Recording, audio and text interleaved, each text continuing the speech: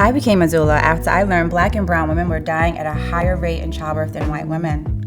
My mission is to help women learn how to ask questions and advocate for their health care. Hi, how are you? So good to see you. Good to see you.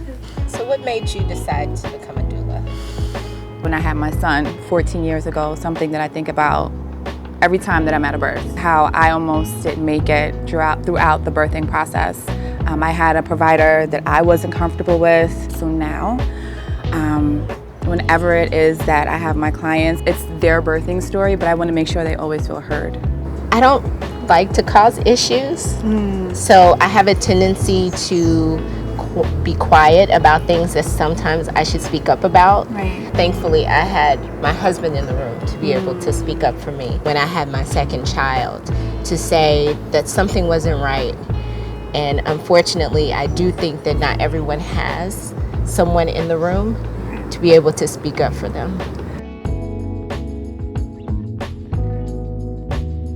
I know when I was pregnant with my children, I didn't know how to advocate for myself. How do you empower your clients to advocate for themselves? I always like to find out what is it that my clients want to walk away from whenever it is that they're having a meeting with their provider or whomever. Make a list, all of the questions, have follow-ups for that as well too. And then if they ever feel rushed in an instance, to just let their provider know, is there someone else that I can speak to, because I definitely have some questions that need to be answered.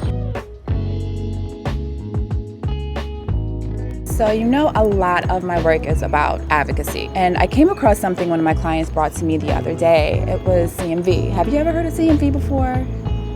I've never heard of it. That's okay. I just had to educate myself on this the other day, so please don't feel intimidated by it at all. But CMV is the leading infectious cause of birth defects in the United States. Every 30 minutes, a baby is born with CMV, and it's passed through bodily fluids. So most people are exposed to CMV, and it's not a problem. However, as far as when it comes to pregnant individuals that can be exposed to CMV, it can cause a problem for their unborn babies. So CMV can cause developmental delays, blindness, and hearing loss in infants. Is there any way to help prevent CMV? Just frequent hygiene, like washing your hands, just taking very good care of yourself, and education, just learning more about it. Why didn't anyone tell me about this? The slightest chance that my 2-year-old could have come to me and kissed me while I was pregnant with my unborn baby could have put my unborn son at risk. So I know now, I want to tell everyone that I know about CMV. We already know about no sushi.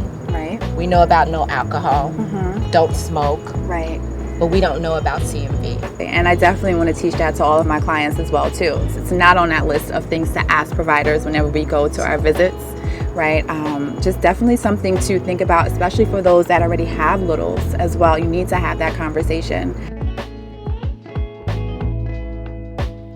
For some reason, we tend to steer clear of the hard conversations instead of having them. And I think that we need to start having them. And I will say, just also culturally speaking, as a Black woman, Black and brown women, we have a tendency to just grit and bear it. Absolutely. Right? If we're feeling something, just continue, just move through it.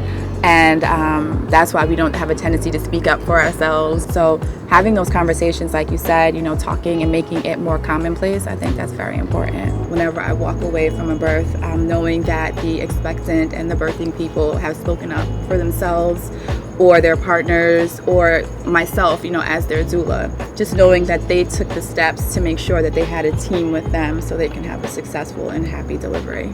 No one ever tells you that there will never be a love like having a child.